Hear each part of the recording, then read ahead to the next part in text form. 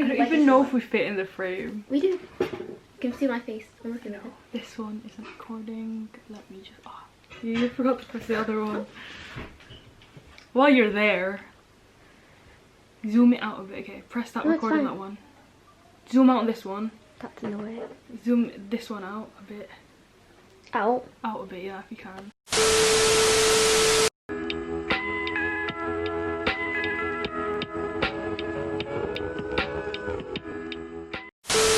Hey guys, and welcome back to our channel. Today we're going to be doing a mukbang. We're not used to this type of stuff, so please bear with us if we're ugly eaters. I've not really filmed or seen myself eat before, and so yeah. So today we have ordered from a local takeaway. Obviously with lockdown reasons there's only a few, and this was one of the local ones near our house. So we've got garlic pizza. This may be missing on the screen because my brother took one, but it depends on how I edit this. Got pepperoni, cheese and bacon pizza, chips, more chips, fries depending on where you're from. We've got some more fries. Open it up, JSL, and show them. This is got cheese powder that we've put ourselves. So yeah, and then this is a doner kebab. I don't know if you know what a doner kebab is, but it's literally like lamb meat on a skewer, on like a rotisserie thing with salad. So yeah, we're doing a mukbang today, but we're gonna also be talking about being kind of first generation immigrants in the UK, so kind of our experiences in that, kind of in regards to certain things that are happening at the moment, kind of appreciation for the experiences that immigrants have when they move abroad, and kind of just people of colour experiences in general. I don't know where this is going to kind of lead to, but this is, I guess, an open conversation, so we'll just see whatever's in our mind. Yeah. Obviously these opinions are just kind of based on ours. Obviously if anything's offensive, please don't hate us, but take the time to educate us if we do make a mistake in the comments, because we do obviously want to be kind of really respectful, because these are kind of, I think, based on our experiences, and I know that everyone has different experiences, but other than that, let's dig in. Yes. It's gone cold. It's not even warm anymore. It's not my fault.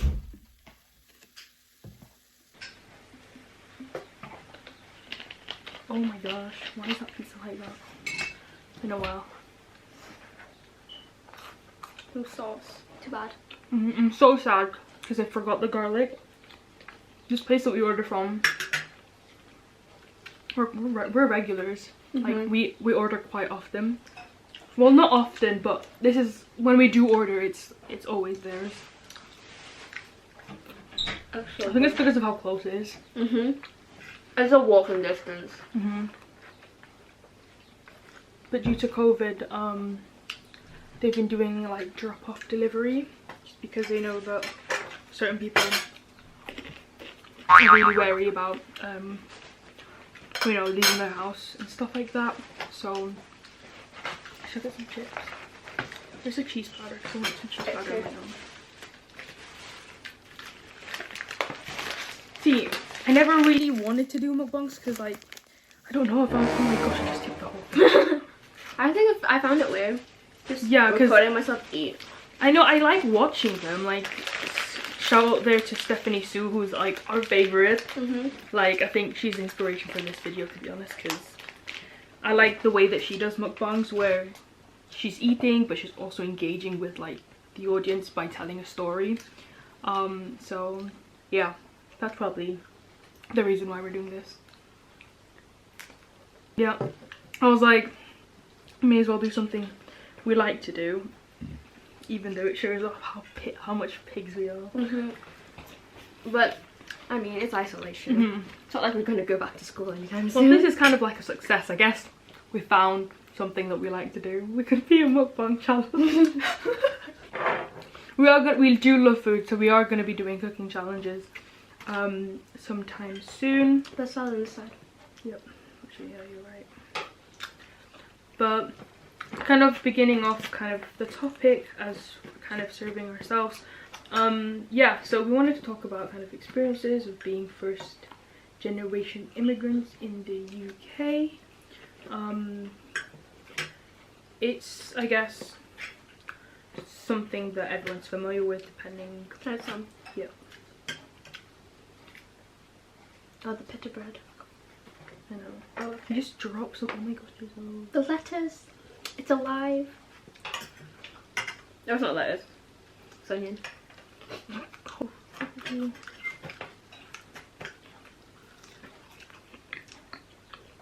wait, before I carry on, I'm just gonna have a few bites because I'm actually starving. You know, some like ketchup or something. Yes, don't hate me. I'm one of the people who put sauces on my pizza.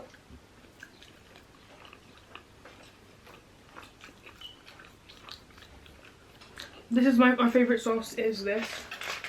I don't know if you can see, but it's like really worn out because it's from the Philippines. That's not sauce. Powder. That's what I meant. It's still kind of condiment. So this is like cheese powder. I know it's really scary because it's bright orange to the point that it looks kind of radioactive, but it is really tasty. Yeah, the first thing we're going to talk about is kind of experiences of being a first generation immigrant and what that actually means. So if you're not familiar, sorry, with kind of the phrase first generation immigrant, it means that you were born in a different country. For our situation, for us, we were born in the Philippines, and as a child you moved to a different country and you were raised in that country. So for us, we're Filipino, we're born in the Philippines but moved to the UK for kind of my parents' work, and then so yeah, that's what you class as. We're first generation immigrants. My brother, I don't know, I don't think he is because he was born in the UK. Born here. So I don't know what you call him. A British citizen. Oh my gosh, there's a fly. Kind of experiences that I want to talk about was kind of the difficulty of adapting, you know, from a different culture to another. So yeah, and then my experiences with it, I think when I was growing up I didn't mind it. Like, we didn't really notice. Not really. I guess we were quiet. Not in that, I don't know if it's in that sense though. Like What do you mean? as like growing up, you never realized that you were growing in a different culture to what you had at home. Oh my gosh, this fly is annoying me. Oh yeah. Because at the end of the day, because we are first gens immigrants, we are exposed to two different cultures. So we've got a culture that we have at home and a culture that we have outside of the home, in just general like society and kind of school. So I think it's only now that I've gotten older that I've been able to kind of reflect more on it and how it was kind of hard. And it's kind of back to it. Yeah, it's kind of amazing though how we were able to do it. Like, yeah, you just, it's something that you never really notice until you take the time to, because it's like it's everywhere around you. Like, you're just living life, like just going through your day. You don't think about things like that. Not when you, especially when you're little. Like, I know, it's quite deep. 3 years between us. I moved here when I was 4ish. She was 5. You were 4 to 5. No, I was 4 to 5. Yeah. I was 1. I was 1. Well, yeah, she was 1 or 2. And so obviously I grew up with the language Tagalog, Filipino, which we're kind of, I'd say I'm fluent. You're more fluent than I am. Yeah. Just because when I speak Tagalog, I do speak it, but it usually ends up being Taglish. Yeah, just because it's easier that way. It's easier.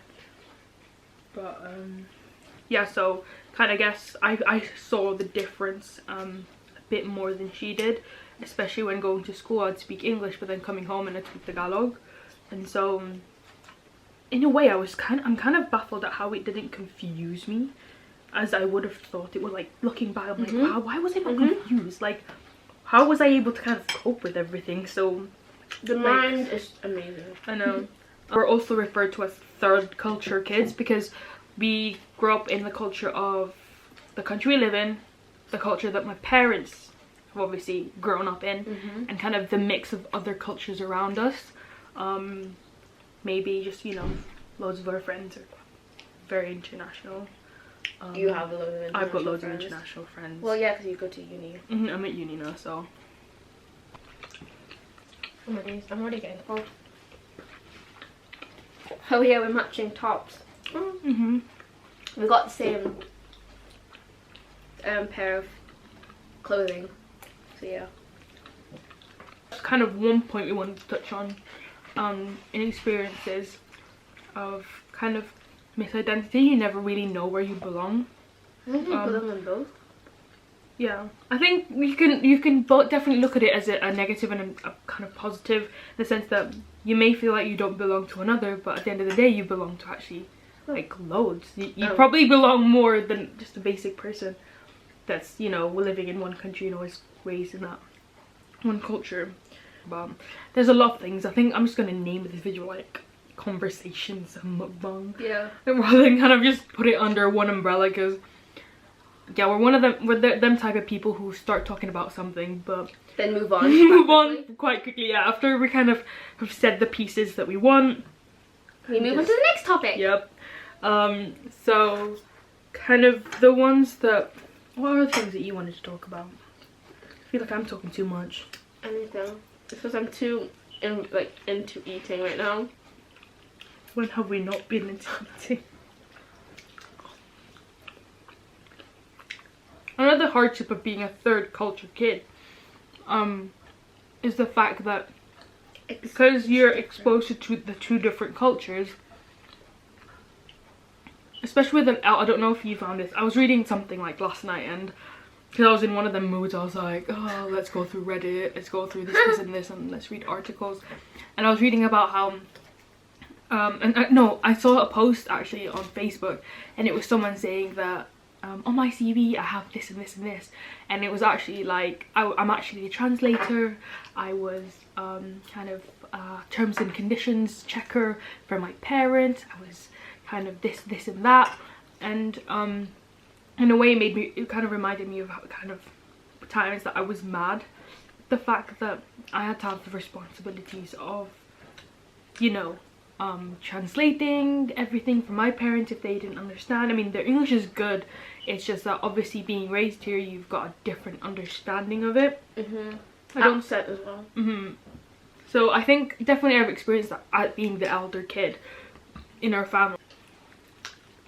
Like helping them with other stuff, like writing emails. Definitely emails. I think that's what people kind of miss from kind of people living in the UK, like especially kids that have grown up here. It's not like all easy breezy and that life just, you know, happens, like you've got money, you've got, you know, a house, you've got a good life, but like if you kind of peel the layers back a bit, you start to unveil that, you know what, it's not as pretty as it always is. And I think that's just me being, well, trying to be as truthful as I can in saying that when everyone always looks, oh, but you live in the UK, like you live a good life compared to all like the people in the Philippines. Like, it should be so easy for you. I know, it should be easy for you. You're gonna be so intelligent and all that. Oh, I will. I know, right? But like, that's not what it actually is. It's like so much more difficult to it. Like, yes, we live in the UK, and yeah, we're lucky. Like, we got to move to a different country that obviously offers so much more than kind of what we were looking for in the UK. But there's still struggles of like working and actually saving money and living like trying to live a comfortable lifestyle here in England, especially since our family is not from the UK. So originally, it was still difficult. It wasn't just a walk in the park. There was a lot of struggles. I think that's what a lot of people miss when they're like, oh, but especially I think we didn't go home until 2018, so it was like 11 years, and everyone thinks that, oh, but you were having a good life, that's probably the reason why you weren't able to come.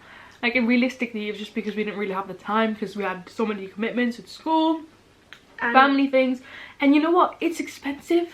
it's so expensive. Like, getting a ticket, it's so much expensive than you would think from here. Especially since the currency price in the Philippines compared to the currency here is such a big difference. So when they say, oh, you can just totally afford a ticket to the Philippines, like, we couldn't even go home for 11 years. Well, but I mean, that wasn't the main reason, but I'm saying that was just a factor. Yeah, that's the price of each of us. There's 5 in our family, and if every single person is like £700 to £800 a ticket, I know some people have paid more, and I'm like, bro, the things we could do with that money. And like, even when our younger brother wasn't born, it was still expensive. Like, I think people underestimate how much homesickness that kind of people abroad live. Especially if you've grown up here all your life. Like, everyone thinks, oh, they don't miss the Philippines. I'm like, every time you post something on Facebook, I'm like, when can I go? Like, we see this and we're like, oh, we miss our relatives. Like, we have so many relatives back in the Philippines. Like, why wouldn't we miss them? Like, our grandparents.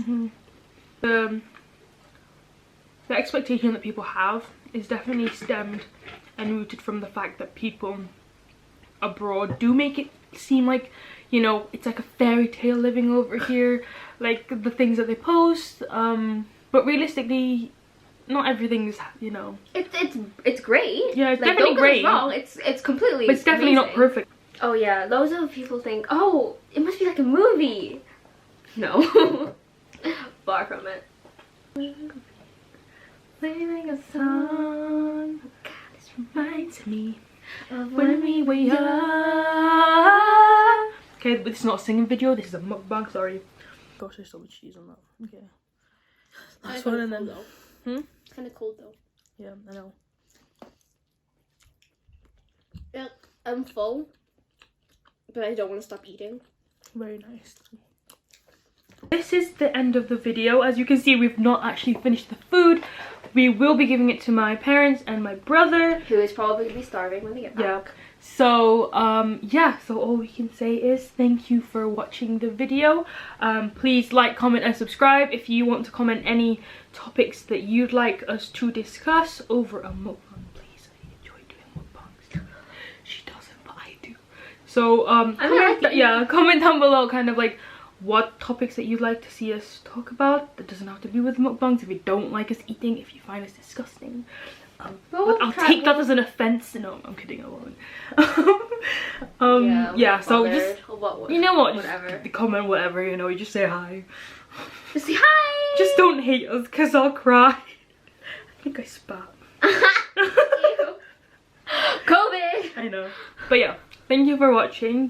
Catch one of our future videos. I mean, hope you found it interesting. I know. I mean, it doesn't have to be completely funny, but we're here embarrassing ourselves, so I know. yeah. So, hey yo, it's kind of a lose-lose situation. But yeah, bye.